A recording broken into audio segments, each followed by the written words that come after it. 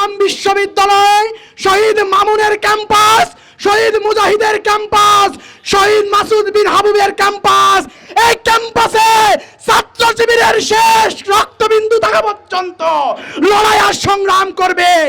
এক বিন্দু মাটি আপনাদেরকে দিবে না, দিবে না, দিবে না। ছাত্র শিবিরের বিরুদ্ধে চট্টগ্রাম বিশ্ববিদ্যালয়ে যদি কোনো ষড়যন্ত্র করা হয়, পরিস্থিতি কিন্তু আমি স্বাভাবিক রাখবো না। আপনার কর্মী কত আছে আমার আঙ্গুলে গোনা আছে। ছাত্র শিবিরের আঙ্গুল দিয়ে গোনা যায় তোমাদের কর্মী।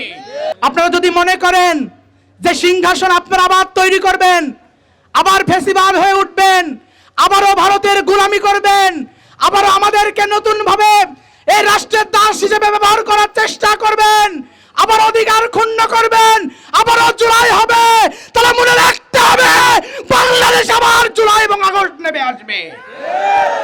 সম্মানিত উপস্থিতি, আজকে সেই জুলাই, যে জুলাইয়ের আমরা আজ থেকে 2 বছর আগে খুনি হাসিনার পতনকে ত্বরান্বিত করার জন্য রাজপথে জীবন দিয়েছিলাম। আজকে সেই জুলাই, যেই জুলাইয়ে পুলিশের গুলির সামনে দাঁড়িয়ে আমরা নারে তাকবীর স্লোগান তুলে জাতিকে আশান্বিত করেছিলাম যে আমরা আমাদের জীবনের বিনিময়ে আমরা বাংলাদেশকে স্বৈরাচার মুক্ত বাংলাদেশ গড়ে তুলব। আজকের জুলাই সেই জুলাই, যে জুলাইয়ে মুরাদপুরে দাঁড়িয়ে শহীদ ওয়াসিম, শহীদ শান্ত, শহীদ ওমর ফারুক শহীদ হয়েছিল। এই জুলাই সেই জুলাই, যেই জুলাইয়ে আমাদের হৃদয় চন্দ্র তরুয়া, শহীদ ফরহাদ রাজপথে জীবন দিয়েছিল। তাদের জীবন দেওয়ার অন্যতম কারণ ছিল তারা হাসিনার পতন ঘটাতে চায়, কারণ এই হাসিনার হাতে অসংখ্য মা সন্তান হারা হয়েছে। হাসিনার পতন ঘটাতে চায়, এই হাসিনার হাতে আমার বাংলাদেশ নিরাপদ নয়। 2009 সালে তারা বিডিআর বিদ্রোহের নামে আমাদের দেশের দেশপ্রেমিক সেনাবাহিনীকে তারা যেভাবে নিধন করার প্রচেষ্টা চালিয়েছিল, তাদেরকে মোকাবেলা করার জন্যই বরং এই আন্দোলন হয়েছিল। সম্মানিত উপস্থিতি, আমরা পরিষ্কার ভাষায় বলতে চাই, জুলাই আমাদের হৃদয়ের সাথে লেগে আছে। এদেশের শিক্ষার্থী সমাজের রক্তের সাথে জুলাই মিশে গেছে। কেউ যদি মনে করে যে জুলাইকে শেষ করে দিবে, তাহলে তাদের এই চিন্তাটা বড়ই ভুল চিন্তা হবে। জুলাইয়ের জন্য, এই রাষ্ট্রকে সংস্কার করার জন্য যে লড়াই সংগ্রাম, সেই লড়াই সংগ্রামের পরে যখন একটি নির্বাচন হয়েছিল, এই নির্বাচনের একই সাথে একটি গণভোট অনুষ্ঠিত হয়েছিল, কিন্তু সেই গণভোটের রায় মেনে নেওয়া হচ্ছে না। আমরা দেখলাম সংসদে বিভিন্ন ছলে বলে কৌশলে মন্ত্রীরা বক্তব্য দিলেন, এমনকি তারা এটাও বললেন যে নির্বাচন, জাতীয় নির্বাচন যেন অনুষ্ঠিত হয়, এটা বাস্তবায়নের জন্যই ঐক্যমত্য কমিশনে আমরা বলেছি ঠিক আছে গণভোট হোক। আপনারা সংসদে বড় বড় বক্তব্য দেন, আপনারা বলেন যে কারা নাকি মুনাফিক। আমরা বলতে চাই যে এমন কোনো জাতি, এমন কোনো দল পৃথিবীতে তৈরি হয়নি যারা প্রথমে মুনাফিক শব্দ তৈরি করে এরপর নিজেই মুনাফিকি করে। সারা দেশেই মুনাফিকি চলছে। আজকে জুলাই নিয়ে যখন কথা হয় তাদের মন খারাপ, গণরায় নিয়ে যখন কথা বলা হয় তাদের মন খারাপ। আজকে জুলাইয়ের 2য় বর্ষে এসে যদি মন খারাপ হয়, তাহলে তো আমরা মনে করি জুলাইয়ের 3য় বর্ষে যে আপনারা জুলাইয়ের বিরোধিতা শুরু করবেন। সম্মানিত উপস্থিতি, আমরা শুধু স্মরণ করিয়ে দিতে চাই, বিশাল এক রাজত্বের মালিক ছিল খুনি হাসিনা, যার বাবার পৈতৃক সম্পত্তি মনে করত বাংলাদেশকে, যে থেকে শুরু করে ভারতের বিভিন্ন এজেন্ডা বাস্তবায়নের মাধ্যমে সে বাংলাদেশকে মনে করেছিল ভারতের করদ রাজ্য করে সে মুখ্যমন্ত্রীর ভূমিকা পালন করবে। কিন্তু এদেশের স্বাধীনতাকামী মানুষ কিন্তু তাকেও সেই সিংহাসনে বসে থাকতে দেয়নি। আপনারা যদি মনে করেন যে সিংহাসন আপনারা আবার তৈরি করবেন, আবার ফ্যাসিবাদ হয়ে উঠবেন, আবারও ভারতের গোলামি করবেন, আবারও আমাদেরকে নতুন ভাবে এই রাষ্ট্রের দাস হিসেবে ব্যবহার করার চেষ্টা করবেন, আবার অধিকার ক্ষুণ্ণ করবেন, আবারও জুলাই হবে, তাহলে মনে রাখতে হবে বাংলাদেশ আবার জুলাই এবং আগস্ট নেমে আসবে। আমার ভাইরা, আমরা বলতে চাই সরকারকে, জুলাইয়ের গণরায় মেনে নিন। যদি জুলাইয়ের গণরায় মেনে না নেন, তাহলে এর পরিণতি কত ভয়াবহ হবে তা আপনি চিন্তাও করতে পারেন না।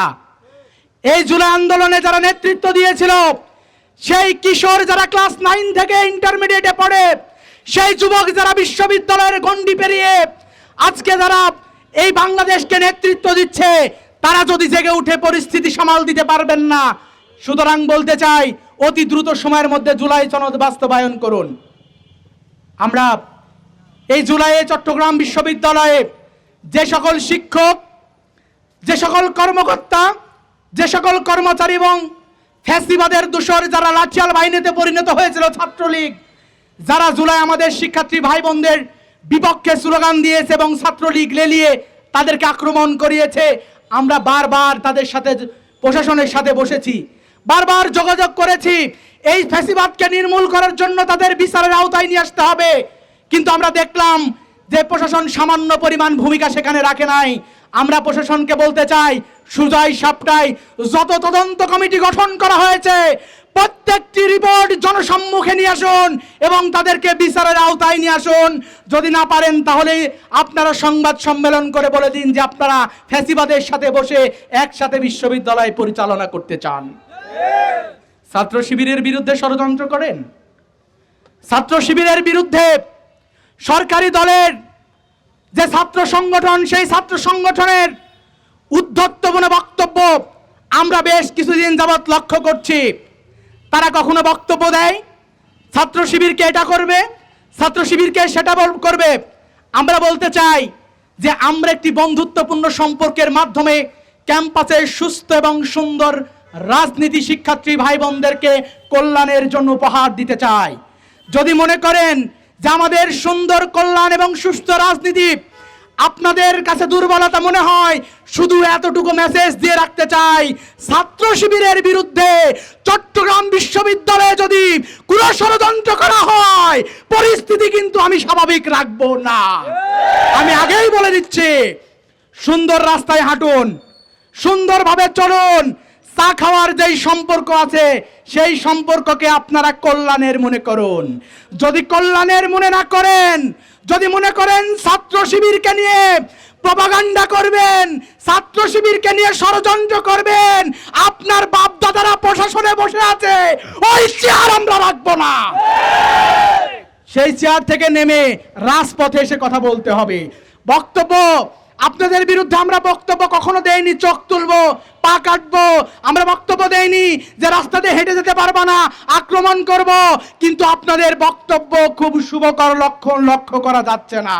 এই বক্তব্য যারা দেন, স্পষ্ট মনে করিয়ে দিতে চাই, চট্টগ্রাম বিশ্ববিদ্যালয় শহীদ মামুনের ক্যাম্পাস, শহীদ মুজাহিদের ক্যাম্পাস, শহীদ মাসুদ বিন হাবুবের ক্যাম্পাস, এই ক্যাম্পাসে ছাত্র শিবিরের শেষ রক্তবিন্দু থাকা পর্যন্ত লড়াই আর সংগ্রাম করবে। এক বিন্দু মাটি আপনাদেরকে দিবে না, দিবে না, দিবে না। আমরা সুন্দর পলিটিক্স করছি, আপনাদের ভালো লাগছে না।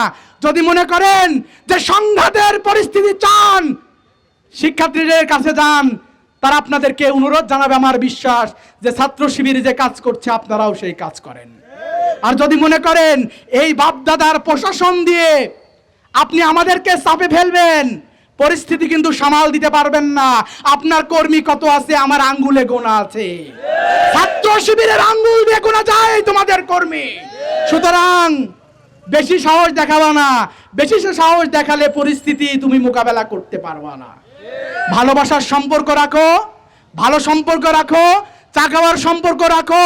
বিশ্ববিদ্যালয়ের প্রশাসন তারা কাজ করুক, কল্যাণের কাজ করুক, শিক্ষার্থীদের পক্ষে কাজ করুক, ছাত্র শিবির শিক্ষার্থীদের জন্য কাজ করবে। যদি উল্টাপাল্টা কিছু হয়, আমি পরিষ্কার ভাষায় বলছি, এর দায় সব তোমাদেরকেই নিতে হবে। আমি ইতিপূর্বে বারবার বসার চেষ্টা করেছি, বারবার কথা বলেছি, আমাদের কর্মীদের বলেছি সৌহার্দ্যপূর্ণ সম্পর্ক রাখতে। যদি মনে করো সরকারে বসছে তোমার দল, তোমরা ক্যাম্পাসে বসিয়েছো বিএনপি পন্থী প্রশাসন, আর সেটা দিয়া শিক্ষার্থীদের উপর নির্যাতন করবা, হলে হলে বসে তোমরা চাঁদাবাজি করবা, এই স্বপ্ন যদি দেখো, ছাত্র শিবির শিক্ষার্থীদের সাথে নিয়ে সেই স্বপ্ন দুঃস্বপ্নে পরিণত করবে ইনশাআল্লাহ।